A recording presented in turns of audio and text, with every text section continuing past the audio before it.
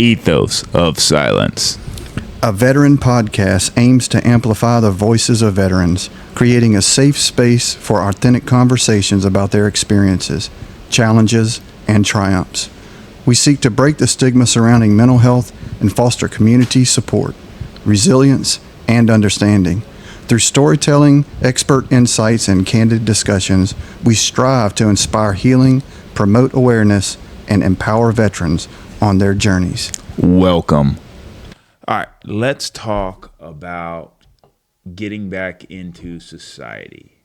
How do you get back? How do you transition? Let's talk about transitioning, because the resources are out there, the resources exist, but the resources suck. Yeah.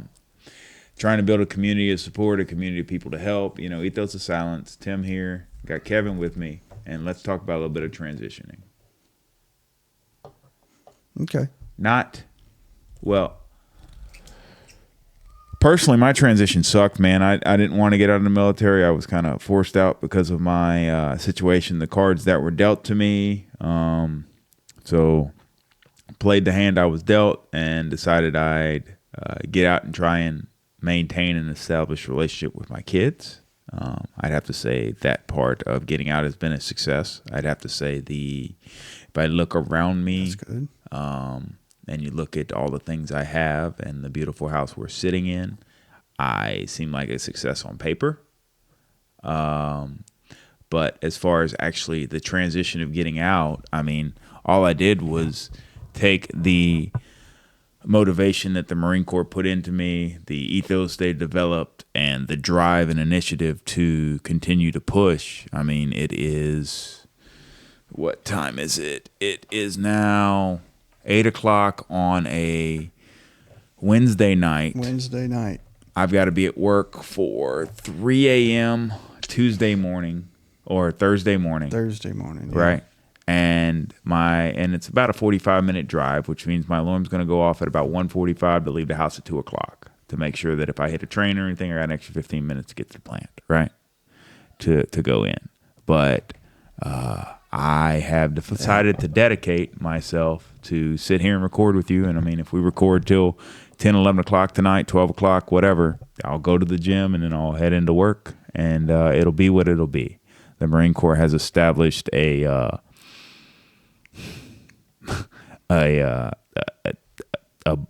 overdrive button that I abuse the hell out of, and my body lets me know that I abuse the hell out of it, but I use that overdrive button quite often. Talk about that button. How does that button go beyond just the normal, I need to get it done? Well, I mean, so the button goes beyond that, because basically when you establish the fact of being a zombie operating on a little amount of sleep, and you learn that your body has the ability to do things,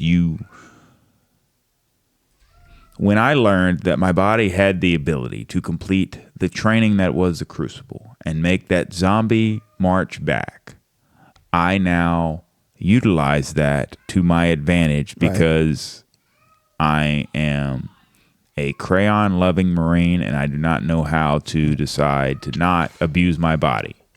So I will abuse the hell out of my body. Some people say that that's what makes veterans very much successful in America, because they have that button. Well, because you have the drive and determination, right? And it does make you successful. It makes you successful because you have the drive and determination and the willpower to do something. Even if you do it the hard way, you still have the determination to finish what you started and get it done. Yeah, whatever cost. Yeah. Actually, there is no cost. It's going to get done. Well, I mean, there's a cost. There's a wear and tear on your body. There definitely is.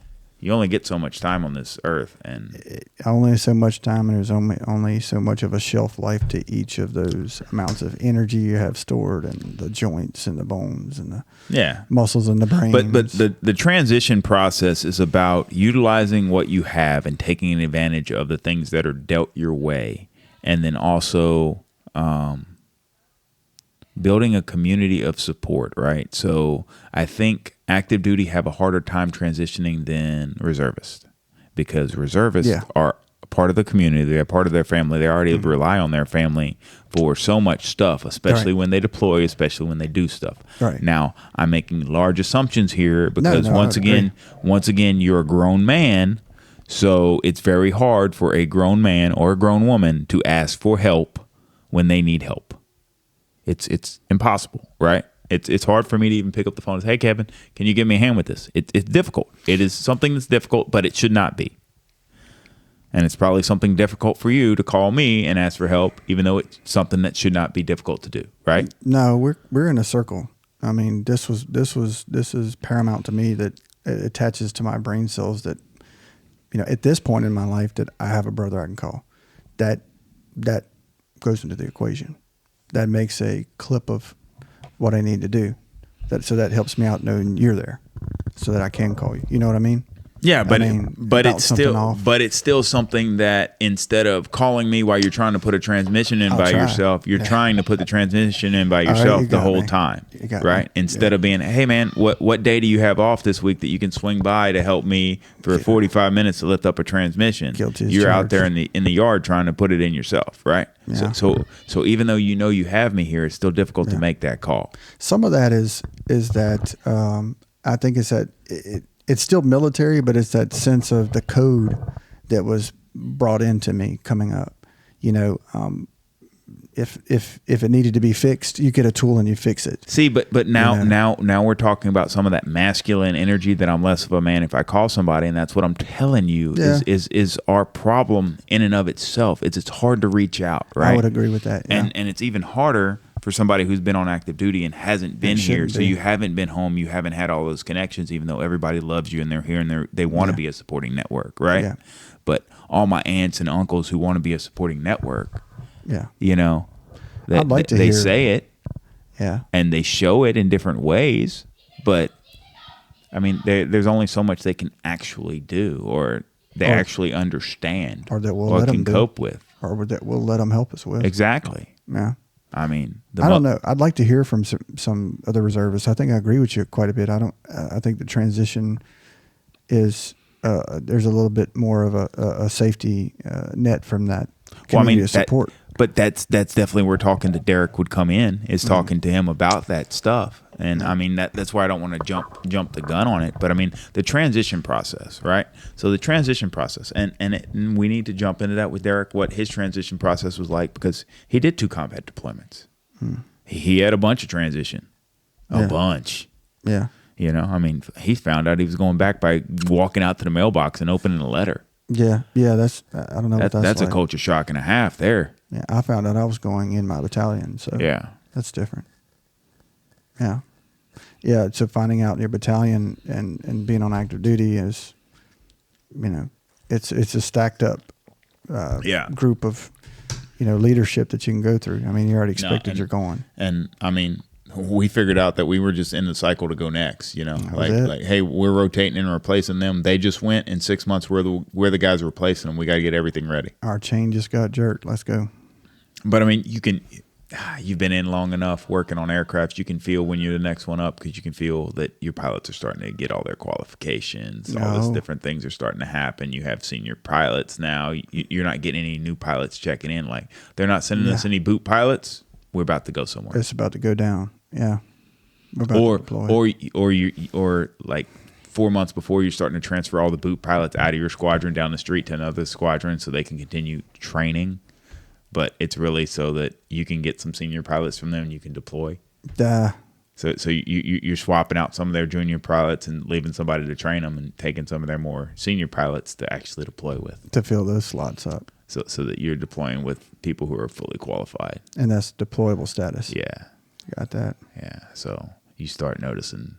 Y'all start doing the rotations for medical. Make sure you're ready to deploy. All your teeth out. All your medical. All that's always taken care of. You're always medically cleared. You're always ready to go. I mean, they had one last check. That's when we knew we had our chain jerked the first time before, right? 01 or whatever it was, 02, when they first pulled in. But when we started getting our your wisdom teeth out, or your combat, ready to deploy, we knew.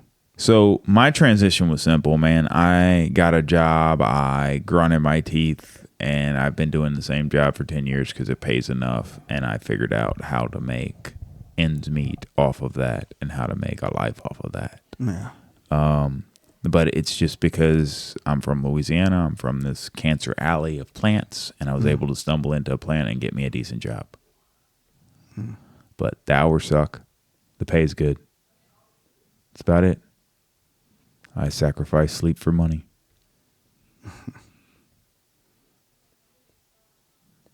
Yeah. But I just don't do it on my back, so you can't call me a whore. I would not dare do such a thing, sir.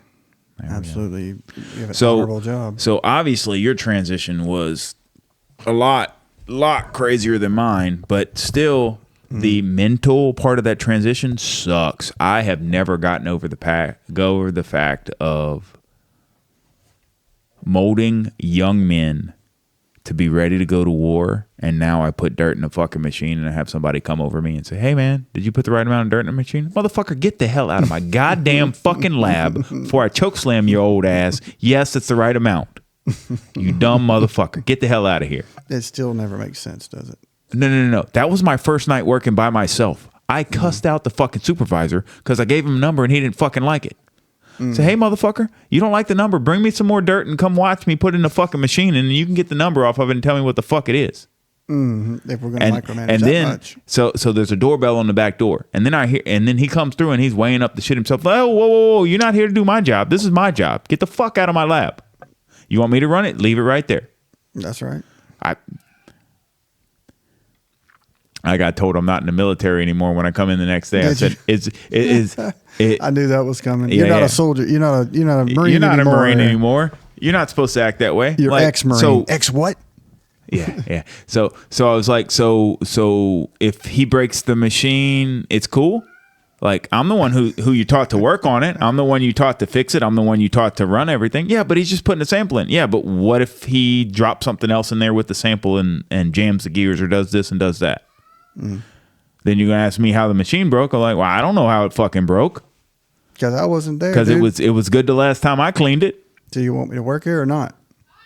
You know, he's like, well, I guess that's a good point. I'm not saying I need him to clean it. I don't need him to do anything. Me and Outlaw got into it. This is for you, Outlaw. You ain't watching. Yeah, no, mine's a cliff to jump off. But turns out they never called me in and talked to me again after that, and never again. I've never been talked to about them about a motherfucking thing after that. Well, when you set the precedence, I guess not. Yeah. They're not going to. You set the fucking tone. That's it. Well, that's Hey, what it's all about, is setting the tone. Yeah, that's going in the jail, taking out the biggest guy. Yeah, I would definitely say that is. Cool. Yep, getting in a fight right before you go in. That's a sucker right there. Fight. So Don't mess with him. transition is about learning how to apply the skills that you have toward everything, right? And the main skill that I learned when I went through business school is all businesses is solving problems. That's it. All it is solving somebody's problems. Like, we could open up a consulting agency tomorrow and go in somewhere and they tell us what their problem is and we tell them what the fucking solution is and they pay us. That's it. They want somebody from the outside to come in and solve their problem. Are you paying me for my solutions or for my ideas? What do you want? You have an engineering. If we blow this up, we can go through it. Boom. Hey, you have an engineering, 10 years worth of military engineering experience. Boom. It is what it is. The words might mean something different, but it's not my problem that I put the words there and you assume that this means something, right? I have 10 years worth of avionics experience. Ooh, they can assume whatever they want with it, you know. Yeah. But if they consult us to come in and you know, this is the way it's going to go. Figure out how to streamline the process of what they have, or just for ideas to come in and streamline the process, then we come in, streamline the process, and do it. But I mean, take the same ideas you did on the flight field of breaking down each component that you had, and apply it directly to what they had and break their stuff down. Because there's other things on the flight line that we learned as well, where we learned airspeed, which is Lean Six Sigma, and you went through a belt system in that. But I mean, it was basically the fact of silhouettes in the toolboxes, so that when you use the wrench and you put the wrench back in the silhouette, you can account for all your tools before the aircraft takes off, right? And it goes on further to where, you know, if I use a stapler to staple stuff, if my stapler's in the same fucking place every day, I don't have to look for my stapler. You have silhouettes for all your tools from where they go back to? Yes, in the toolboxes. That's called dummy cording in the Army. You don't lose it. But that's important, important. It's more important on aircrafts, especially. I would think so, yeah. Especially on a Harrier where you only have one engine. You suck right. that one up. You don't have a backup engine if I left the wrench in there. It's not like on Hollywood where you can do all kind of. No. Okay. No, I mean, what I tell you, these were called the lawn darts when they first came out. You did say lawn darts, and I was getting around to that. Yeah. Yeah. And by the way, this is Kevin. I know I have a beard off, and my hair is. But don't worry. It's me. Don't worry. We'll green screen his beard back in. This should be interesting. Yeah. So transitioning. By the way, don't trust my green screen skills. You're probably going to put an engineer hat, castle dancing over my head with Mario and all that. Yeah, have him jump on it and explode. I hope one of you general of engineerings out there contacts Tim for that. I hope so too. And dresses him down quite a bit. Yeah. And then we'll send you the bill for the consult. We'll cycle you in. Yeah. Yeah. No, mine was truly a difference of transitions from your side. I didn't make it back to a family. I stayed in the vicinity of the state that I was in. Still very much shell shocked. You know, you're the soldier. You know that. Well, I mean, you didn't make it back. I might have made it back to a family, but I distanced myself from my family, man. Right. I distanced myself from everybody. I get that, and I still do. I mean, I still live 45 minutes away from any family. We all do. We all did. And I went through the temperamental parts of trying to get a job and fighting people that were there, and you know, I had a very loving company that was an ice company in Tacoma that tried to take me on, and man, I wrecked several of their trucks. You know, I'm on 7 different medications. I'm really not even supposed to be driving, and they just want me to. I want to get something to eat that day. You know, I'd gone through most of all of my savings. You know, still wondering how in the f I'm out of the Army. Yeah, I'm not trying to dig down through your personal traumas, man. I'm trying to help. Well, it's transition, you know. But I'm trying to help people.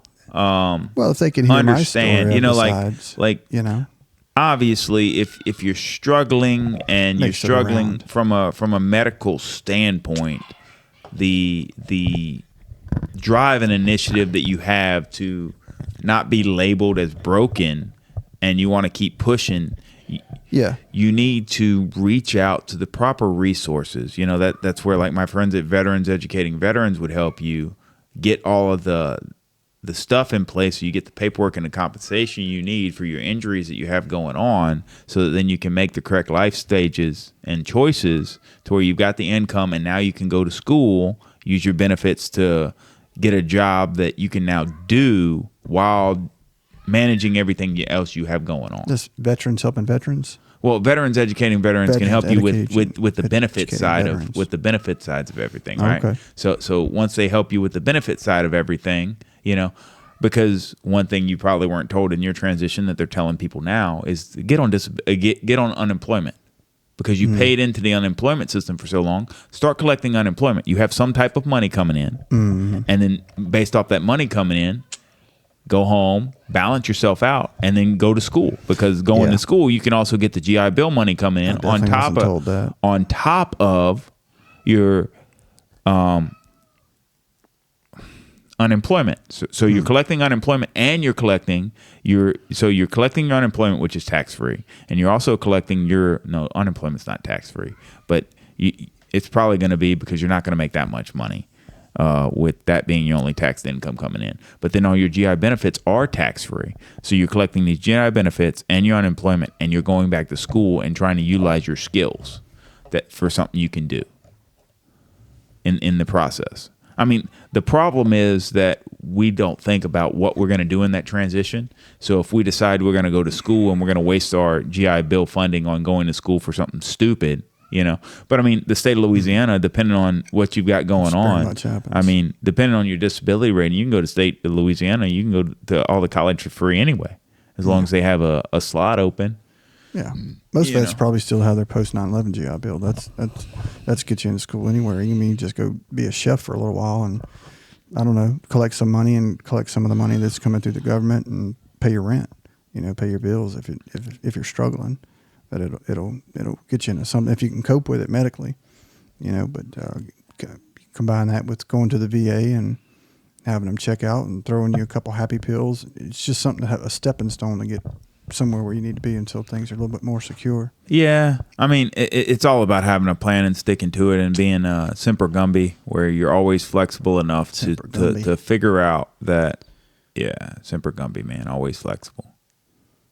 Yeah. Yeah, I mean, just to where when you get thrown a curveball, you adjust and you go whatever direction you have to go. I mean, that's where our VFW website has a bunch of normal resources for veterans.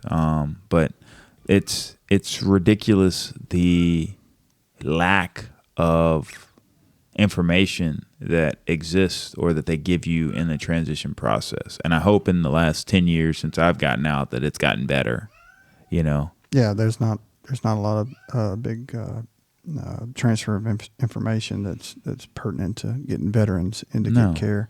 I mean, what did you tell me the other day about after you had your neck surgery, you ended up, not wanting to drive over an hour down to New Orleans, which nobody would want to do that, and you got a way to get it done right here in your community. Nobody really knows that. Yeah. Well, I surely didn't. And it took jumping through hoops to get them to do that. It took jumping through hoops to get them to do that. They, even after my neck surgery, they wanted me to go down to New Orleans for a fucking CMP exam. It's like, what do you want me to do? Like, y'all are being fucking ridiculous right now. I always thought that. What do you want from me? So, I mean, it takes calling and bitching and moaning with them, and being a Karen and telling them, no, this isn't acceptable. But I mean, the same thing with recent trying to get an appointment for something, and I told you about it, and they were telling me I can't get an appointment till next year, and now I got an appointment on the 11th of the month.